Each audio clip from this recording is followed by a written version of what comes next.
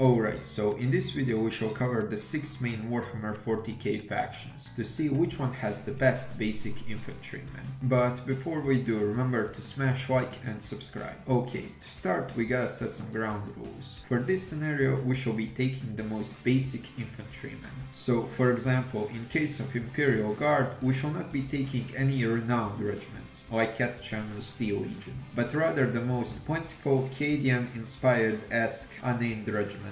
Also, they'll fight in the most realistic way possible. For example, the Eldar Guardians could just start using their psychic powers to beat everyone on this list, but realistically they wouldn't do that because of Slaanesh. So without further ado, let's get into it. Starting us off is the Imperial Guard, with their humble guardsmen.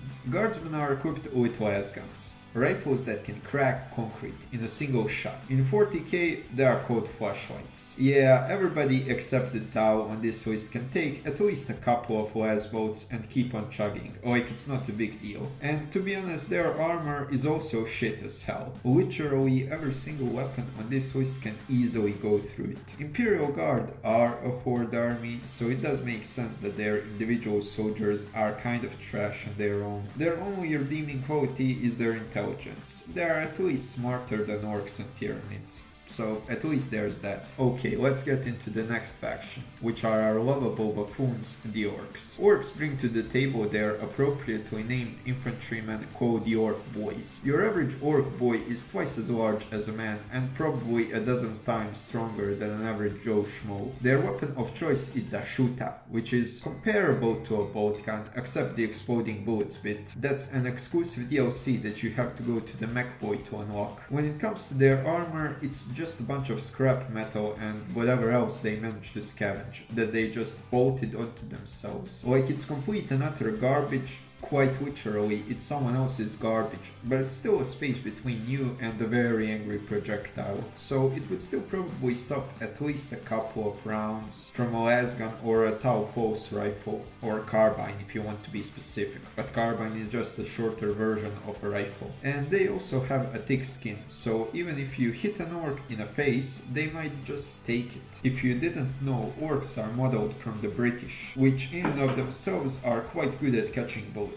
You just gotta look at the Some offensive to figure that one out. So it does make sense that the orcs would be good at it. It's just that the orcs are a bit more resilient to the consequences. Next up we got the Tau, and the Tau are basically beefed up versions of the Imperial Guard. Tau pulse rifles are just better versions of lasguns, whereas lasguns that hit an orc directly in the face might only inconvenience it. If a pulse rifle strikes a blow to the face, it's a 90% chance that it's gonna kill, but if it strikes the chest area, then a couple more rounds are probably gonna be required to put the orc down on its ass. Tau armor is again just a better version of the Imperial Guard armor. It covers more surface area as well as having better stopping power, which for this list doesn't mean shit, because if you get hit with, for example, an orc shuta, armor may have stopped the penetration, but your internal organs have still received the force of the strike, and you are probably internally bleeding out. People that don't need to worry about bleeding out are the necrons. For starters, necrons carry as their primary weapon Gauss Flare. Unlike conventional energy weapons that cut through their enemies, Gauss Flare emits a beam of energy that rips apart your atoms one from another. They quite literally atomize you. So basically, if this beam that travels at the speed of light hits you, it's curtains. You can't stop your death. Now, necrons don't use body armor, but that's because they themselves are the armor. They are made out of necrodermis, which is not only strong as hell, but also can regenerate itself. So even if you kill a necron, they might still come back, only now they're gonna be much angrier. Okay, that's enough about necrons. Let's talk about their ancient rivals, the Eldar.